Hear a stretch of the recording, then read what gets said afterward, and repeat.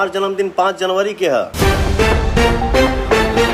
नमस्कार दोस्तों, ठंडी की लहर और पावर स्टार की कहर बहुत तगड़ी तरीके से बर्थडे से पहले छाई हुई है। आपको बता दें कि जनवरी 5 यानी कि शेर सम्राट का बर्थडे के गाने की तैयारी बहुत ही धांसू अंदाज में चल रही है। सारे टीम और खुद पावर स्टार पवन सिंह अपने 2023 के बर्थडे पर पूरे फैंस को नचाने के लिए एक धमाकेदार गाने की लॉन्चिंग में लगे हुए हैं, जिसका नाम है करा 5 की इंतजाम। दोस्तों आपको बता दें कि यह पवन सिंह का 2023 का बर्थडे स्पेशल गाना और इस पूरे पार्टी अंदाज में तैयार करने की कोशिश की जा रही है, ताकि देश विदेश के चाहने वाले फैंस इस गाने पे झूम पाए। क्योंकि आपको तो पता ही होगा कि पावर स्टार का फैंस सिर्फ भारत में ही नहीं बल्कि लंदन, अमेरिका सहित कोने कोने में है। और बर्थडे पर पवन सिंह का गाना कुछ ऐसा होना चाहिए जिससे सुनते ही लोग झूम सके।